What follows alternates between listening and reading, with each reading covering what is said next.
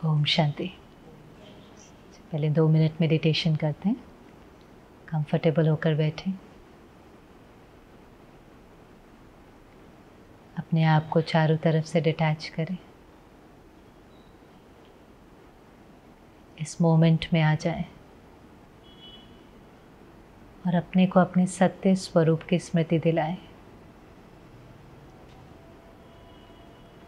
फिर से अवेयरनेस में आ जाएं कि मैं ये शरीर नहीं, शरीर को चलाने वाली एक चेतन शक्ति हूँ। मैं आत्मा इस शरीर से कार्य करती हूँ। मैं ओरिजिनली बहुत प्योर और पीसफुल हूँ।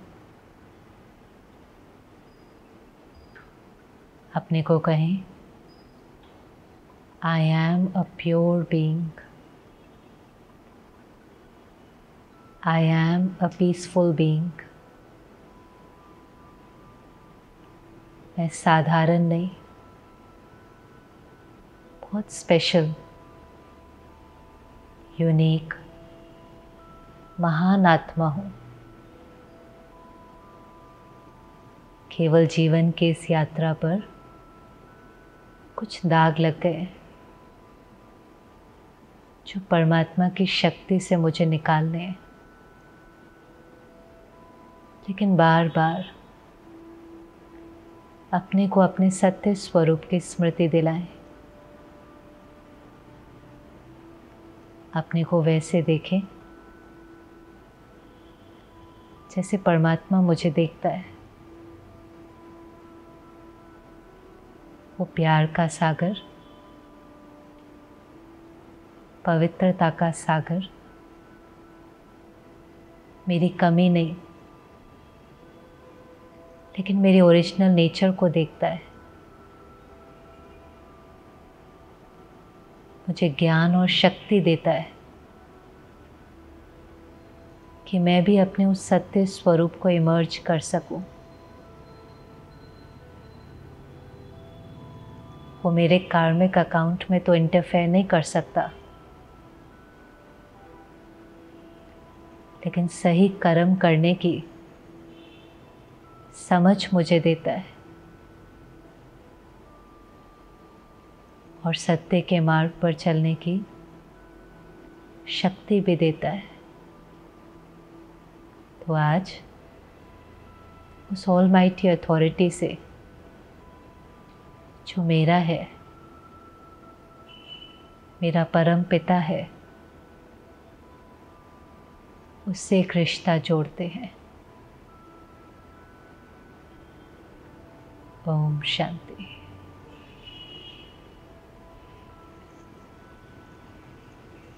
ओम शांति। कल हमने देखा कि परमात्मा से क्यों रिश्ता जोड़ना है, क्यों जोड़ना है, क्या कर सकता है और वो क्या नहीं कर सकता है, क्या नहीं कर सकता है। हाँ, जो हमारे सामने सिचुएशन है, प्रॉब्लम है, क्योंकि कई बार कोई भी सीन आती है ना, डिफ़िकल्ट सीन आती है, तो हम उसको याद करते हैं और कहते हैं सब ठीक हो जाए, सब ठीक हो जाए। वो कहता है आप मेरी याद से अपने को ठीक करो और अपने को ठीक करके सब कुछ ठीक करो।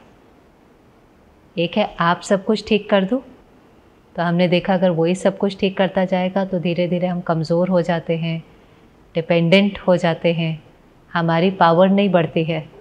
और सारा पर्पस ही है कि हम पावरफुल बनते जाएं ना। तो एक है कि वो सब कुछ कर दे और दूसरा है कि वो हमें ठीक करता है, हमें शक्ति देता है कि हम सब कुछ ठीक कर सकें। तो हमने देखा कि उसका रोल क्या है। एक तो मुझे ज्ञान देना, समझ देना, राइट क्या है, रॉन्ग क्या है, और राइट के मार्ग पर चलने की ताकत देना। बाकी जो हम बार बार ये कहते कि जो कुछ मेरे जीवन में हो रहा है वो कहीं ना कहीं मेरे ही कर्मों का कॉन्सिक्वेंस है, कॉज एंड इफ़ेक्ट है। अब इसका ये मतलब नहीं है कि कई बार लगे हाय पता नहीं मैंने कैसे कर्म किए, मैंने कैसे कर्म किया जिसके कारण मेरे सामने इतना सब कुछ हो रहा है। एक्चुअली अगर आप देखें ना तो हमारे मेजॉरिटी कर्म बहुत अच्छे हैं और उसका रिज़ल्ट भी बहुत अच्छा है, पर कभी कभी हमारा अटेंशन वहाँ नहीं जाता। जैसे आज हम सब बैठे हैं, एक हेल्दी बॉडी है, इतना परफेक्ट शरीर है, ये अच्छे कर्म है कि नहीं है? ऐसे भी है ना जिन्हों को दिखाई नहीं देता, सुनाई नहीं देता, कोई ना कोई बीमारी है, वो भी तो एक्सेप्ट करते हैं ना अपने जीवन में। लेकिन एक परफेक्ट बॉडी है, अच्छे रिश्ते हैं, धन हमारे पास है कि हमें किसी से मांगना नहीं पड़ता है, या कितनी सारी चीज़ें हैं जिसके लिए हमें ग्रैटिट्यूड फील करना चाहिए, थैंक्स करना चाहिए। आप अगर एक बार लिस्ट बनाएंगे बैठ करके कि अच्छा कौन सा है और कुछ प्रॉब्लम्स कौन सी हैं, तो आपको क्या लगता है कौन सी लिस्ट बड़ी हो जाएंगे? है ना? आप रियलाइज़ भी करो तो आप फील करेंगे कि मेरे अच्छे की लिस्ट, पर हम कई बार बैठ करके बनाते नहीं हैं और उसके लिए थैंकफुल नहीं होते। पता है क्यों थैंकफुल होना ज़रूरी है? क्योंकि जब हम बार बार किसी चीज़ के प्रति थैंकफुल होते हैं ना, तो हमारी कॉन्शियसनेस एलिवेट हो जाती है, हमारी जो स्मृति है वो ऊंची हो जाती है, फिर हमारी सोच ऊंची हो जाती है, हमारे बोल श्रेष्ठ हो जाते हैं, हमारे कर्म श्रेष्ठ हो जाते हैं, तो हमारे साथ और अच्छा होने लगता है। हम जैसे होते हैं वैसे करते हैं, वैसे तकदीर बनती है। तो अच्छा सोचना और अच्छा बोलना मैजिक का काम करता है, क्योंकि वैसे ही मेरी दुनिया बनती चली जाती है, वही मेरी लाइफ में मैनिफेस्ट होने लगता है।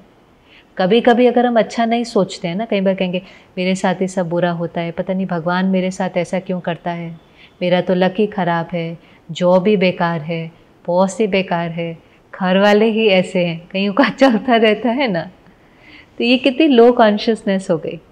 आप सोचो आप ऐसा वाइब्रेशन विश्व में भेज रहे हैं, तो फिर क्या होगा? लौट करके क्या आएगा ये चीज़ की लौट करके नहीं आएंगी। वही चीज़ तो जीवन में मैनिफेस्ट, वही दिखाई देने लगेंगी, वैसी मेरी दुनिया बनने लगेंगी।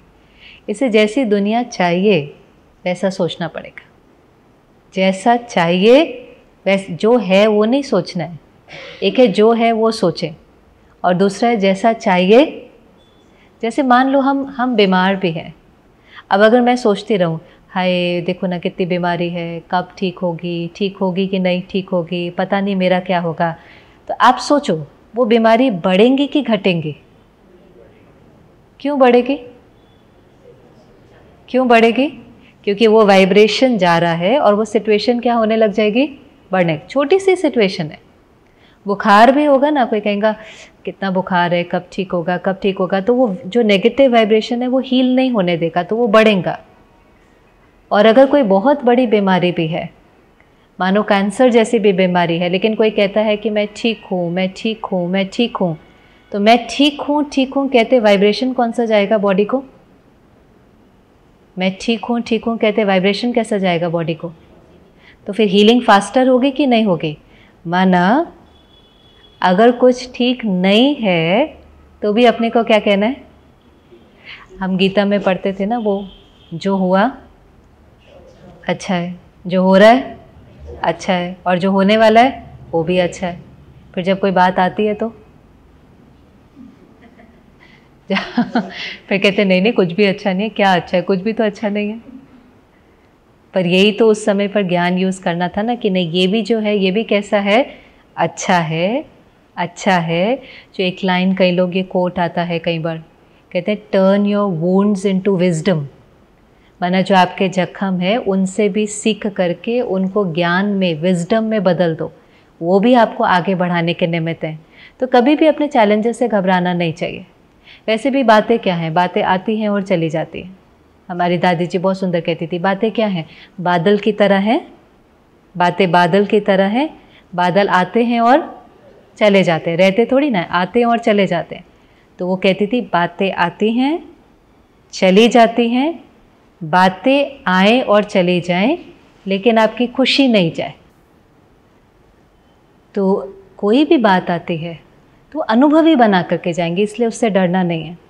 और अगर हम देखेंगे भी ना, तो जैसे हमने पहले भी कहा कि अच्छी चीज़ें हमारे जीवन में ज़्यादा है।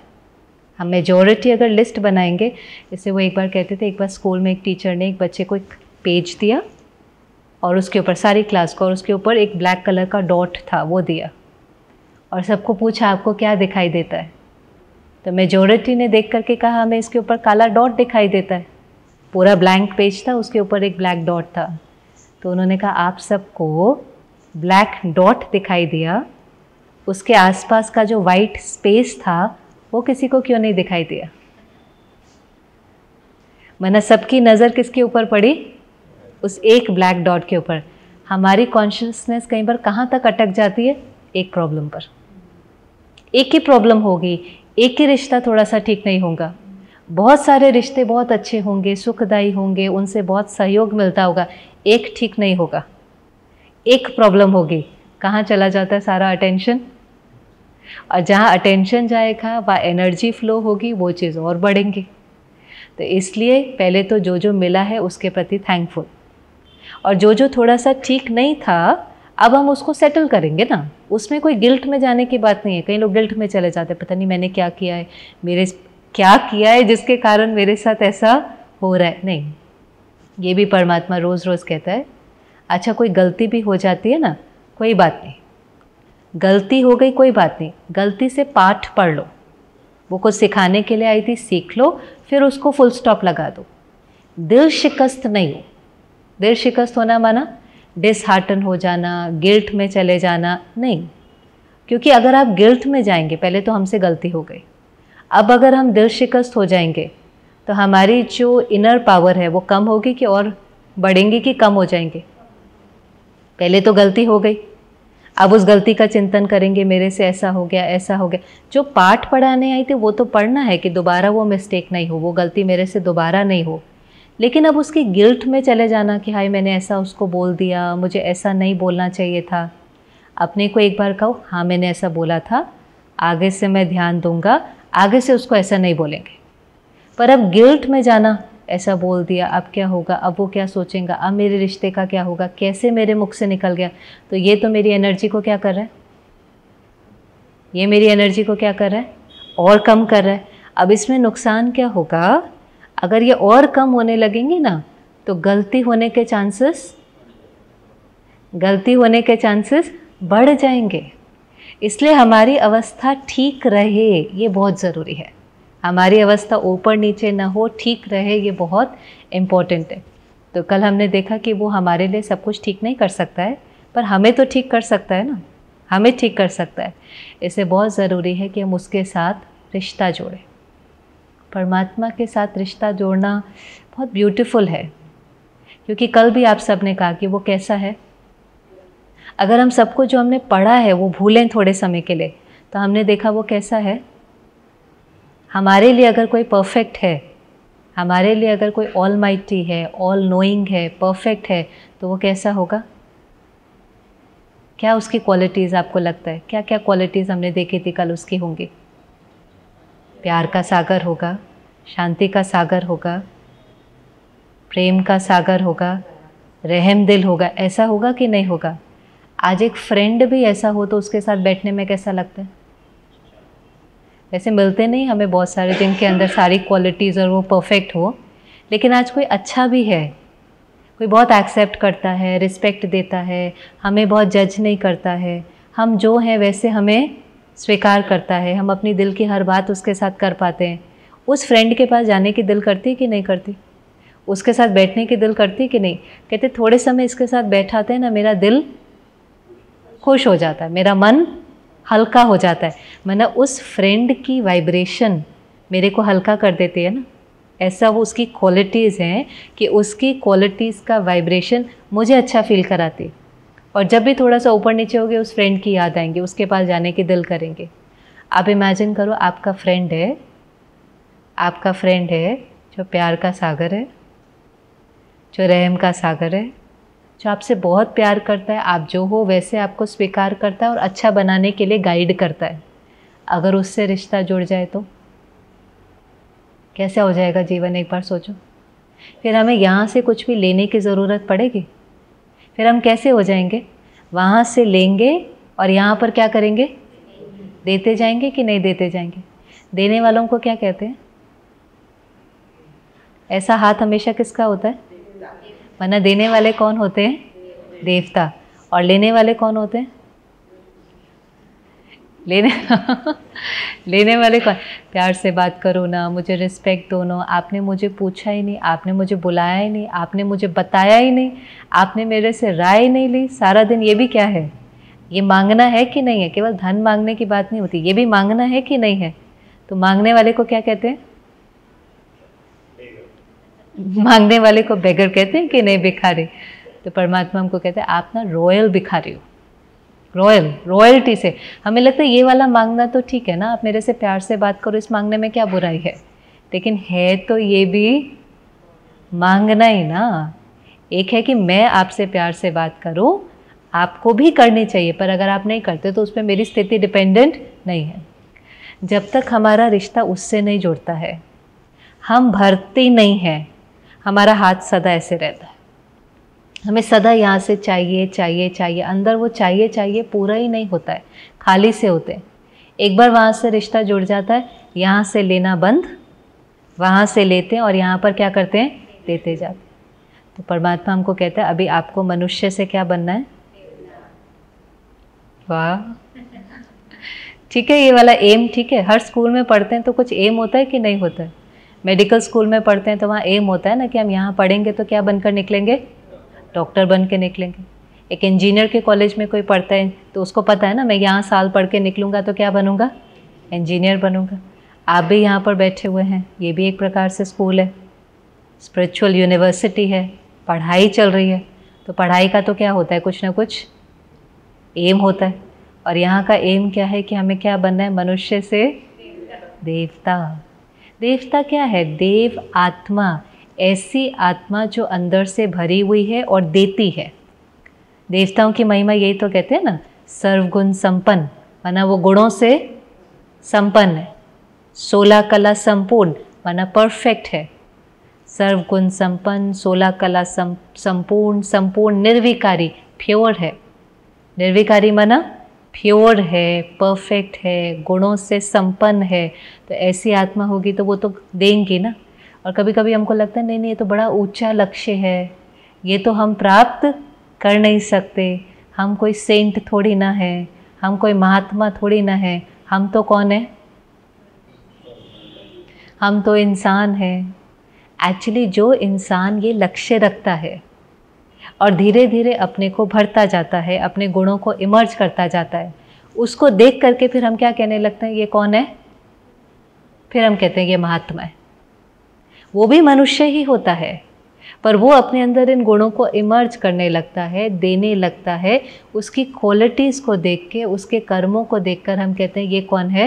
ये तो सेंट क्वालिटी का व्यक्ति है, ये तो महात्मा है, ये तो बहुत बड़ा है। तो केवल अच्छा बनना ये कोई गलत लक्ष्य है? अच्छा बनना और अच्छाई स्प्रेड करना ये तो अच्छा लक्ष्य है कि नहीं है? लेकिन ये तभी हो सकता है कि जब हमारा रिश्ता किससे जुड़े? किससे जुड़े? जो परफेक्ट है। उस परफेक्ट की कंपनी में रहते रहते हम परफेक्ट बनना शुरू हो जाते हैं। थोड़ा समय लगता है, लेकिन उसकी कंपनी का तो इन्फ्लुएंस पड़ेगा कि नहीं पड़ेगा? आज आप किसी के भी संग में जाओ, उसका प्रभाव पड़ता है कि नहीं पड़ता है? तो परमात्मा के संग में रहेंगे तो उसका प्रभाव पड़ेगा कि नहीं पड़ेगा? अब उसके साथ रिश्ता जोड़ने के लिए पहले चाहिए उसका परिचय। किसी के साथ भी रिश्ता जोड़ना हो तो पहले उसका इंट्रोडक्शन चाहिए कि नहीं चाहिए? क्योंकि कितनी सारी मान्यताएं हैं इस समय। गॉड, लव, कुछ चीज़ें ऐसी हैं कि उसके ऊपर इतनी किताबें लिखी हुई हैं, इतने आर्टिकल्स हैं, आप खोलो तो मिलियंस पेजेस निकल करके आते हैं। हर एक की मत अलग है, हर एक की मान्यता अलग है। कभी कभी यही नहीं पता चलता कि सच क्या है। और अगर हमें किसी का परिचय ठीक से नहीं होगा तो उसके साथ रिश्ता जुड़ेगा नहीं, रिश्ता नहीं जुड़ेगा तो प्राप्ति नहीं होगी। इससे पहले उसका परिचय चाहिए।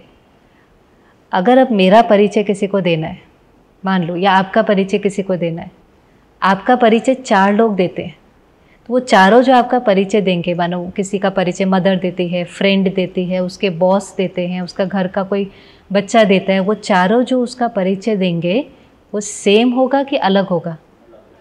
अलग होगा। उसमें से राइट कौन है?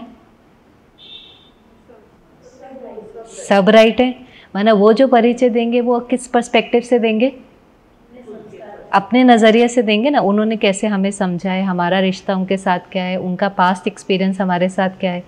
तो 4 जने भी अगर परमात्मा का परिचय देते हैं तो वो सही होगा, लेकिन वो हर एक का अपना अनुभव है, ऐसा ही होगा ना। 4 लोग हमारा परिचय देते हैं, कोई भी गलत नहीं है, लेकिन सबका परिचय अलग है, वो उसके पर्सपेक्टिव से। ऐसे 4 लोग अगर परमात्मा का परिचय देते हैं, या जितने लोग देते हैं, सब सही है, लेकिन वो सबका पर्सपेक्टिव है। आपका सत्य और राइट परिचय कौन दे सकता है? सब जो देंगे वो अलग अलग होगा। आप खुद अपने को राइट जानते हैं ना। ऐसे परमात्मा कहता है मैं भी आकर के अपना परिचय खुद देता हूँ। अब आप जज करो कि वो आपको राइट लगता है कि रॉन्ग। अब उसमें से कुछ मान्यताएं हम आज लेंगे, कुछ मिथ्स कहो, बिलीव्स कहो, मान्यताएं कहो, आप एक एक को चेक करते रहो। एक जो बहुत ज़्यादा भारत में या विश्व में भी कई बार समझते, एक मान्यता जो कहते हैं प्रकृति परमात्मा है, नेचर इज़ गॉड। आप देखते भी है ना, लोग नेचर को भी प्रे भी करेंगे, सूर्य नमस्कार भी करते हैं, पानी को भी प्रे करते हैं, सूर्य देवता, जल देवता आदि आदि हैं। एक है प्रकृति परमात्मा है, दूसरा है प्रकृति परमात्मा की रचना है। दोनों में से कौन सा? एक है प्रकृति परमात्मा है, नेचर इज़ गॉड। दूसरा है nature is the creation of God. दोनों में से कौन सा? प्रकृति परमात्मा नहीं है। कैसे चेक करेंगे? हमने स्टार्टिंग में कहा परमात्मा कैसा है। एक शब्द में अगर परमात्मा के लिए कहना हो तो कैसा होना चाहिए? परमात्मा कैसा है? परफेक्ट। ठीक लगता है ना? परमात्मा कैसा होना चाहिए? परफेक्ट, सब गुणों से भरपूर होना चाहिए, गुणों का सागर होना चाहिए। ऐसे सब शास्त्रों में उसे याद किया है। क्या आज नेचर परफेक्ट है? क्या नेचर परफेक्ट है? नेचर से हमें दुख मिलता है कि नहीं मिलता है? कहीं फ्लड्स हो जाते हैं, फैमिन्स हो जाते हैं, भूचाल आ जाता है। तो नेचर भी अपने प्योर फॉर्म में थी और अभी अभी धीरे धीरे क्या होती जा रही है? इम्प्योर होती जा रही है। ग्लोबल वार्मिंग की प्रॉब्लम्स, एनवायरनमेंट की प्रॉब्लम्स, पोल्यूशन की प्रॉब्लम्स, क्लाइमेट चेंज की प्रॉब्लम्स, ये दिखाई दे रही है कि नहीं दिखाई दे रही? पिछले कई सालों से वर्ल्ड के लिए एक सबसे बड़ी प्रॉब्लम ही एनवायरनमेंट की है। सारे के सारे देश अगर किसी प्रॉब्लम के लिए मिल जाते हैं तो वो एनवायरनमेंट की प्रॉब्लम है। हर साल बड़ी बड़ी कॉन्फ्रेंसेस होती हैं जिसमें लीडर्स, साइंटिस्ट, बिजनेस पीपल मिलते हैं कि कैसे हम इस क्लाइमेट की प्रॉब्लम को सॉल्व करें, क्योंकि एनवायरनमेंट की प्रॉब्लम के कारण तो फिर आप सोचो अगर ये ग्लोबल वार्मिंग बढ़ते रहे या क्लाइमेट के इश्यूज़ बढ़ते रहे तो फिर हम कैसे रह पाएंगे यहाँ पर। और एक्चुअली में नेचर का इन्फ्लुएंस हमारे ऊपर पड़ता है कि हमारी नेचर का इन्फ्लुएंस बाहर की नेचर पर पड़ता है। एक है इनर नेचर, दूसरा है आउटर नेचर।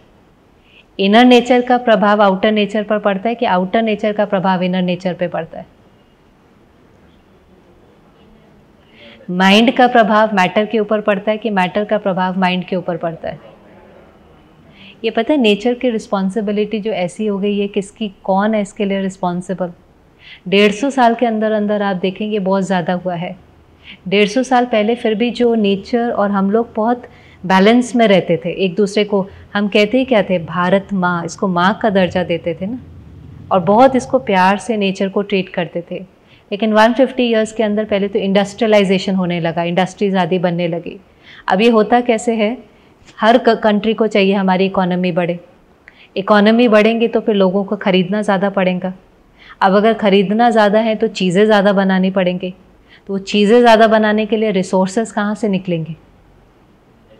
आपको कोई चीज़ें बनानी है तो वो रिसोर्सेज तो धरती से ही निकलेंगे ना, चाहे पेपर है, चाहे कोल है, चाहे ऑयल है, वो हम कहाँ से निकालेंगे? धरती के अंदर से तो निकालेंगे। तो हमने कुछ सालों के अंदर से जो धरती है, जो विश्व है, उसकी 1/3 रिसोर्सेज यूज़ कर ली है 150 ईयर्स के अंदर अंदर। अब पहले हमने निकाला वो सारा का सारा, फर्स्ट चीज़ एक्सट्रैक्ट किया, फिर दूसरा हमने उसको प्रोड्यूस किया। अब इतना मास प्रोडक्शन करना है तो मास प्रोडक्शन इंडस्ट्रीज़ के बिना तो नहीं हो सकेगा। तो इंडस्ट्रीज़ के अंदर आप देखो केमिकल्स बनते हैं, फर्टिलाइज़र्स बनते हैं, इतनी एनर्जी कंज्यूम होती हैं, वो गैसेस को जलाया जाता है तो ही तो वो चीज़ें बनेंगी ना। अब वो चीज़ें बनती हैं, फिर वो ट्रांसपोर्ट होती हैं, किसी देश से कुछ आ रहा है, किसी देश से कुछ आ रहा है, तो वो ट्रांसपोर्टेशन में भी तो वही ऑयल लगेगा, वही गैसेस लगेंगी, और फिर फोर्थ स्टेप हम उसको कंज्यूम करेंगे। अब वो कंज्यूम हम करते रहें उसके लिए एडवर्टाइजमेंट है। आप अगर टीवी पर हर एडवर्टाइजमेंट देखो, हर एडवर्टाइजमेंट, तो वो क्या बताती है कि अगर आप ये चीज़ खरीदोगे तो क्या हो जाओगे, खुश हो जाओगे, है कि नहीं। हर ऐड के बाद स्माइलिंग चेहरा दिखाई देंगे। आप लोन पर घर खरीदोगे,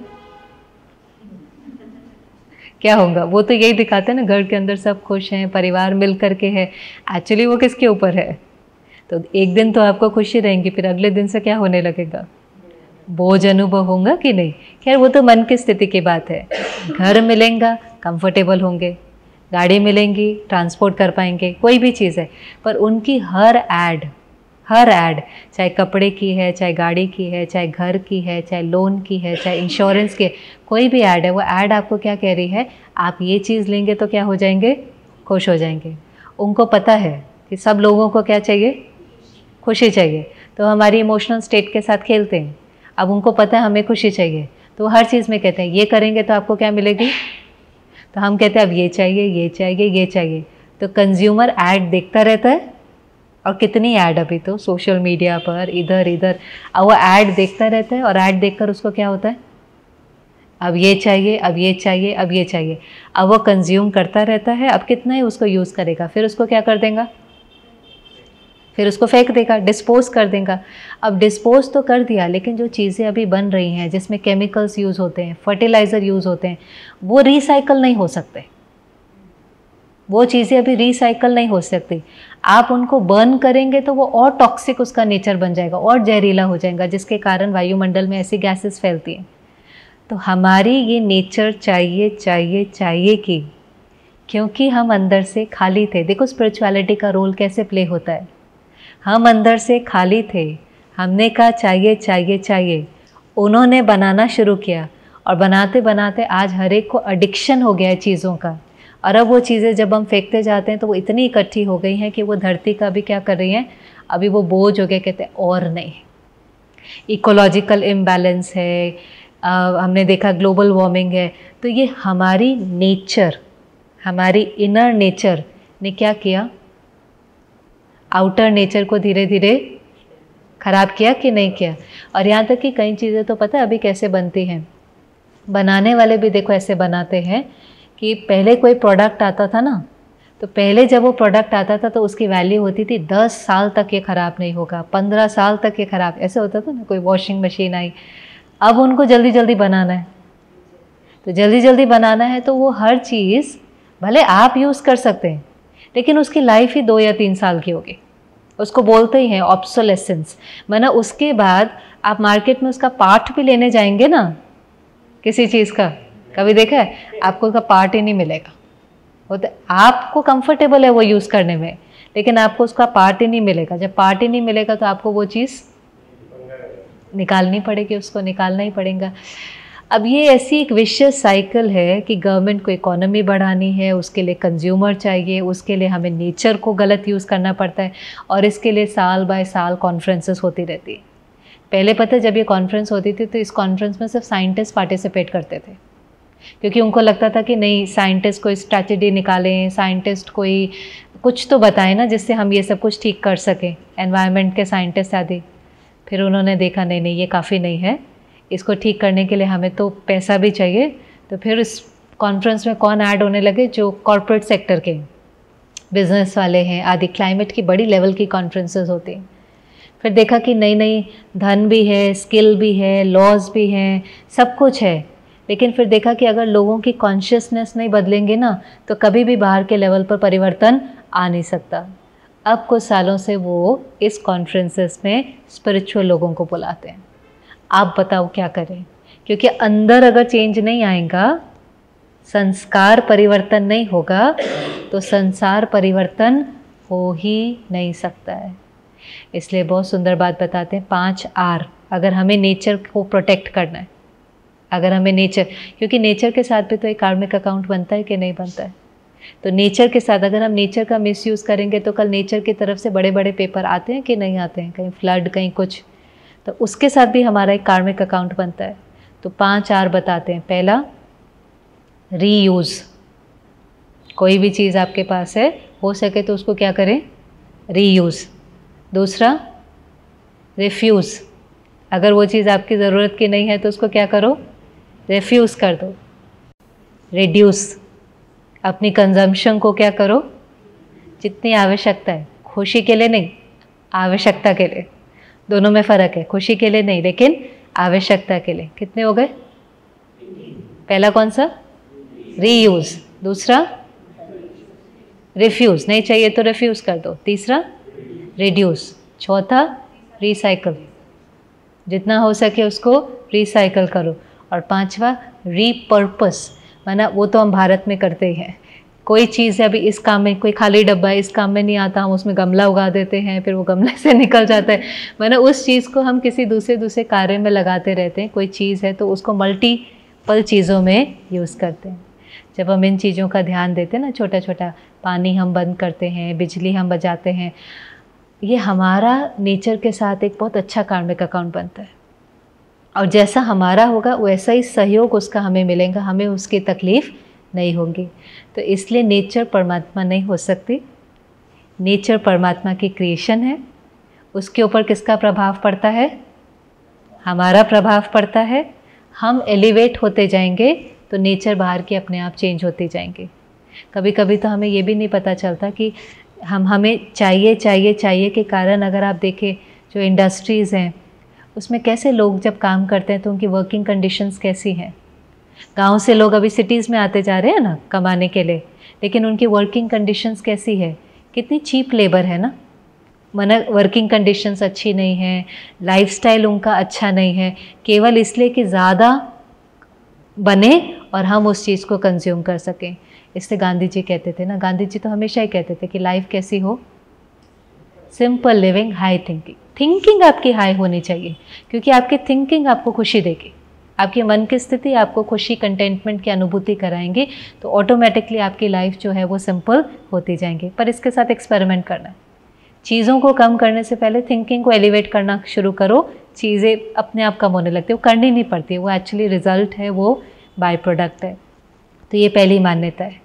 दूसरी जो बहुत ज़्यादा देखने में आती है, कई लोग कहते हैं आत्मा सो परमात्मा, परमात्मा सो आत्मा। माना आत्मा परमात्मा का अंश है, परमात्मा से निकला है, परमात्मा में ही जाकर के मिल जाएगा। ऐसा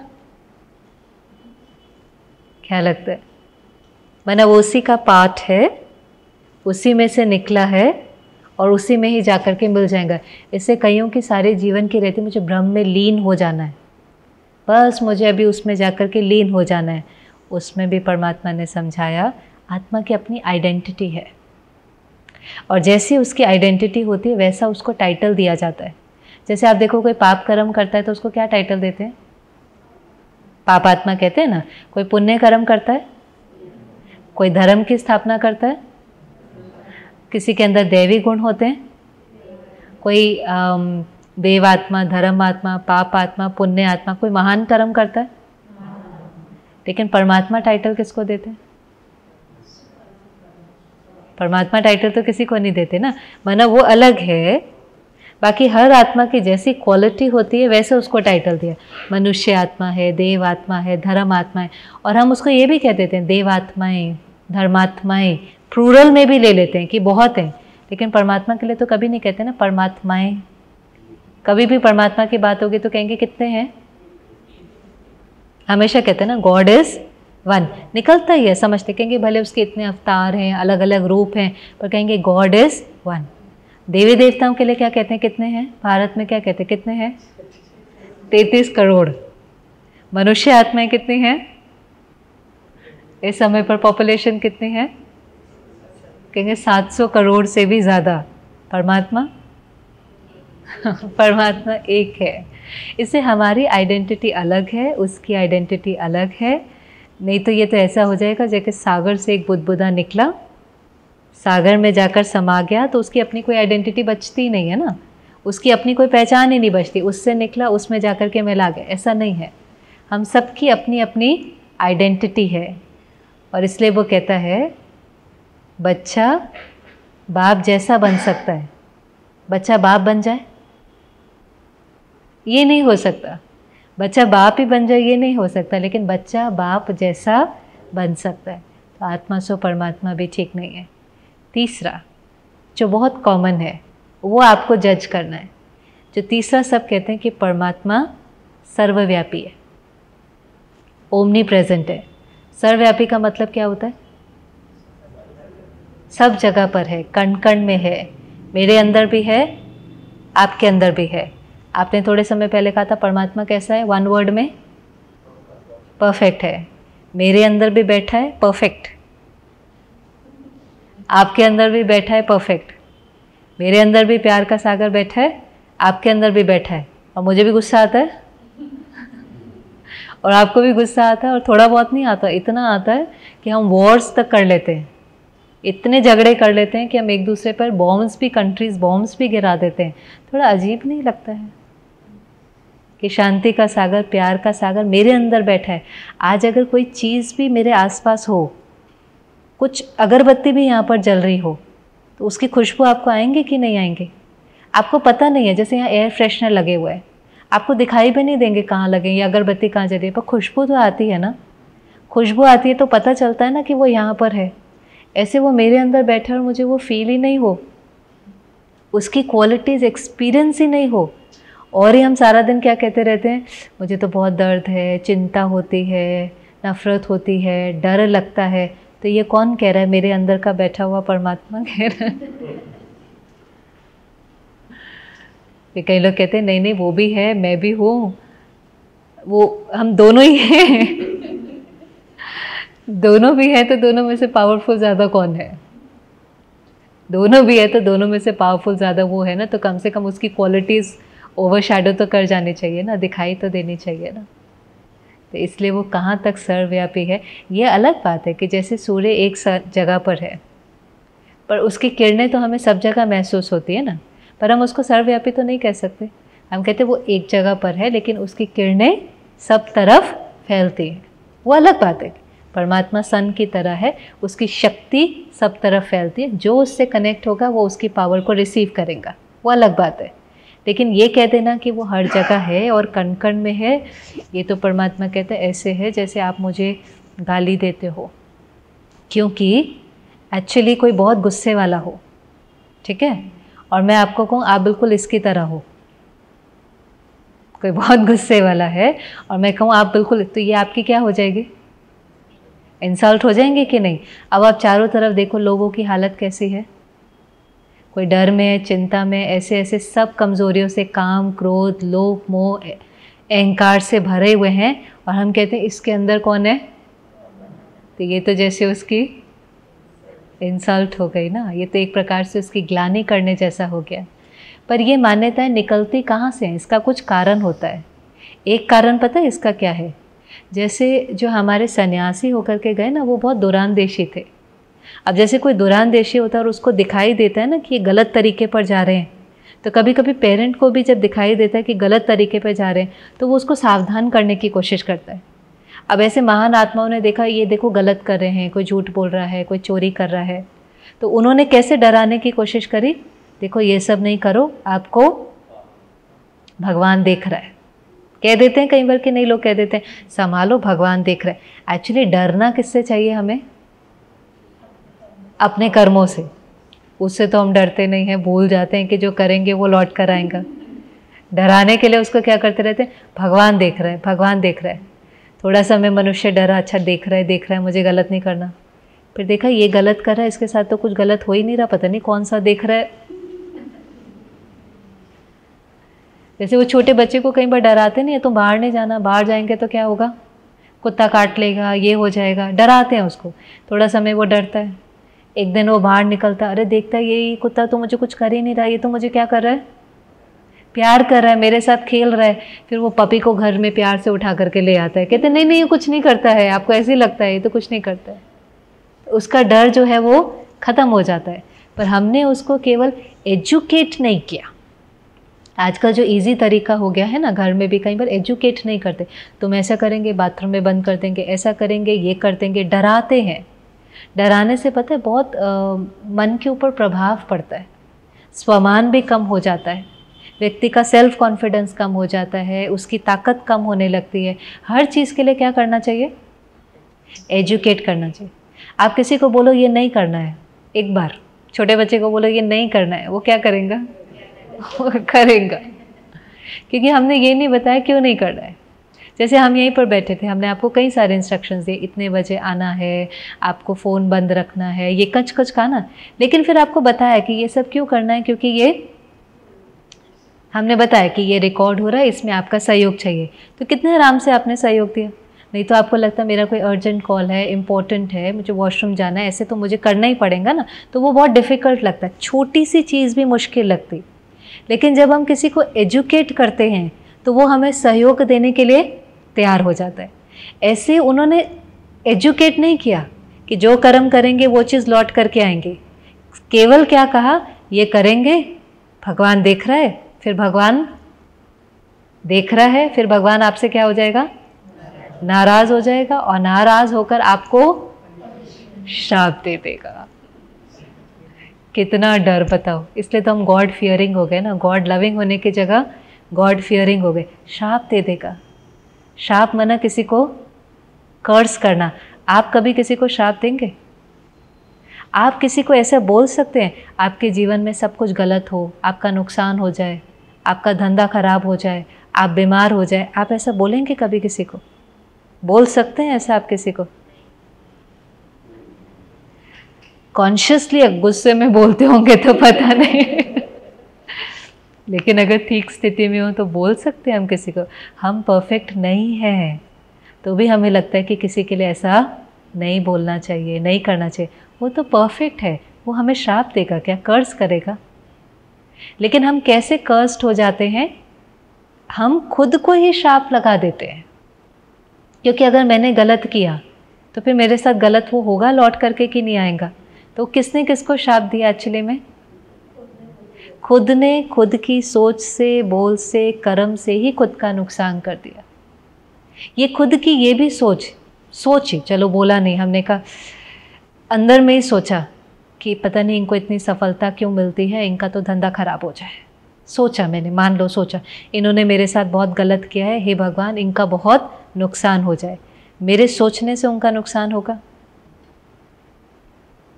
मेरे सोचने से उनका नुकसान हो सकता है? हो सकता है। मेरे सोचने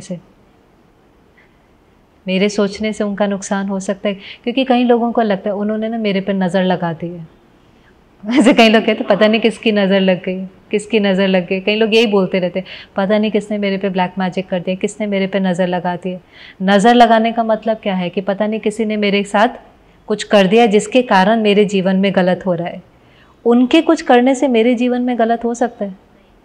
मेरे जीवन में जो हो रहा है वो किसके डिसीजन से हो रहा है? जो हम कर रहे हैं वो लौट करके आ रहा है। वो अगर सोचते हैं इनका धंधा खराब हो जाए, उससे नहीं खराब होगा। लेकिन अगर आप कमज़ोर हैं और उनका वाइब्रेशन पिक करते हैं और अपने को कहते रहते पता नहीं उन्होंने मुझे नज़र लगा दी है, जब से वो इस घर में आए हैं उनके आने से ही हमारे घर में नुकसान होना शुरू हो गया है, उनके आने से ही हम। अब ये एक एक संकल्प क्या कर रहा है? ये हम खुद को जैसे श्रापित ही कर रहे हैं, खुद को नज़र लगा रहे हैं। वो कुछ भी बोले, और ये उनके साथ होता है जो कमज़ोर होते हैं। जैसे भाई वायुमंडल में वायरस है, जिसका शरीर स्ट्रांग होगा उसको वायरस कुछ नहीं करता, लेकिन जो कमज़ोर होगा जिसका शरीर, उसको बीमारी पकड़ लेगी। ऐसे कोई मेरे बारे में गलत सोच रहा है, कोई फ़र्क नहीं पड़ता है। सारी दुनिया भी मेरे बारे में गलत सोचे, कोई फ़र्क नहीं पड़ता है। लेकिन अगर मेरा मन कमज़ोर है और वो मेरे बारे में गलत सोचते हैं और उनके वाइब्रेशन का प्रभाव मेरे पर पड़ने लगता है और मैं गलत सोचना शुरू करता हूँ, तो मेरे जीवन में सब कुछ गलत होने लगेगा। उनके सोचने से तो कुछ नहीं होने वाला है, लेकिन मेरी सोच से सब होगा। मैंने ये भी सोच लिया ना, हे भगवान उनका नुकसान हो जाए, तो उनका नहीं होगा। लेकिन ये थॉट कैसा है? हे भगवान उनका नुकसान हो जाए। ये थॉट कैसा है? किसका नुकसान होगा? सोच के सोचना और सोच के बोलना। हमारे संकल्पों और बोल से किसी का नुकसान नहीं होता है, सिर्फ हमारा होता है। एक बच्चे ने मुझे पूछा एग्ज़ाम के दिनों में, उसको वो ये कई बार ना मैसेजेस आते हैं, आप 10 और को फॉरवर्ड करेंगे तो क्या होगा, आपको ब्लेसिंग मिलेंगे।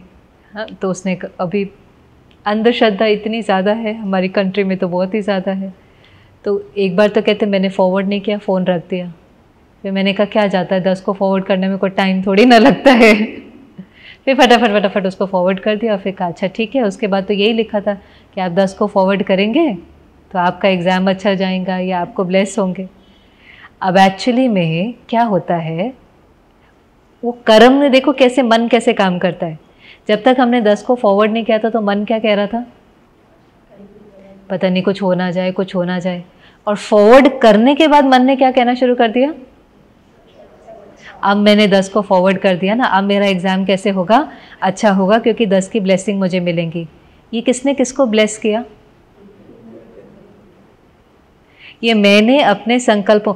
वो आप नहीं भी फॉरवर्ड कर देना और कह देते कि मैंने पढ़ाई पढ़ी है, मेरा एग्ज़ाम अच्छा ही जाएगा, मैं इनको फॉरवर्ड करने में अपना टाइम वेस्ट नहीं कर रहा हूँ, क्योंकि मैंने वही लिखना है जो मैंने पढ़ा है, तो भी वो एग्ज़ाम बहुत अच्छा जाता। पर हमें अपने पर फेथ ही नहीं होता है, तो हम इस चीज़ों में फंस जाते हैं। इसलिए आप देखो नज़र के लिए लोग क्या क्या नहीं करते हैं। वो रोज़ कई लोग तो उठ करके अपनी गाड़ी पर, अपने दुकान के बाहर क्या लगाते हैं लगाते हैं नींबू मिर्ची के। नहीं, आपको पता है ये नींबू मिर्ची कहाँ से निकला है, क्यों लगाते हैं? पहले के समय पर नींबू के अंदर मेडिसिनल प्रॉपर्टीज़ होती है, मिर्ची के अंदर भी मेडिसिनल प्रॉपर्टीज़ होती हैं। तो इतने हॉस्पिटल और इतने इलाज तो होते नहीं थे, तब भी लोग जो इलाज करते थे घरेलू इलाज करते थे। तो वो जो कॉटन का थ्रेड होता है, कॉटन का यूज़ करते थे, अभी तो पता नहीं। वो कॉटन के थ्रेड को अगर आप मिर्ची और नींबू से अगर निकालते हो तो वो जो नींबू का जो जूस है और मिर्ची का जो है वो कॉटन के थ्रेड में अब्जॉर्ब हो जाता है। फिर अगर आप उसको जहाँ पर भी टंगाते हो तो जब हवा ब्लो करती है, विंड ब्लो करती है, तो उसकी फ्रेग्रेंस वहाँ फैलती है। तो फ्रेग्रेंस फैलने से ऐसा होता है कि अगर कोई वायरस है, कुछ है, तो वो जल्दी से आपको नहीं लगेगा और आपकी हेल्थ अच्छी रहेगी। तो अगर किसी को बीमारी हो जाती तो कहते थे पता नहीं किस पे नज़र लग गई है, नींबू मिर्ची लगाओ और नींबू मिर्ची लगाने से क्या होता था, हेल्थ इंप्रूव होने लगती है। मेडिसिनल प्रॉपर्टीज़ हैं मिर्ची के अंदर भी, नींबू के अंदर भी। तो फिर कहते थे अब ना नज़र उतर गई, अब इनके ऊपर से किसी की नज़र उतर गई। हर चीज़ का लॉजिक है, हर चीज़ साइंटिफिक है, लेकिन समझ के नहीं, डर डर डर से मनुष्य सब कुछ कर लेता है। और परमात्मा कहता है डर नहीं, हमें गॉड फियरिंग नहीं बनना है, हमें कैसा बनना है, गॉड लविंग बनना है। तो कल कैसे वो, अभी तो और क्या है कल उसको देखते, अभी तो टाइम हो गया, पर क्या नहीं है वो तो पता चला ना। नेचर परमात्मा नहीं है, आत्मा सो परमात्मा नहीं है, और परमात्मा सर्वव्यापी नहीं है। वो कौन है उसको हम क्लैरिटी से कल और समझते, और उसके साथ रिश्ता कैसे जोड़ना है वो भी देखते। अभी 2 मिनट साइलेंस में बैठते, ठीक है।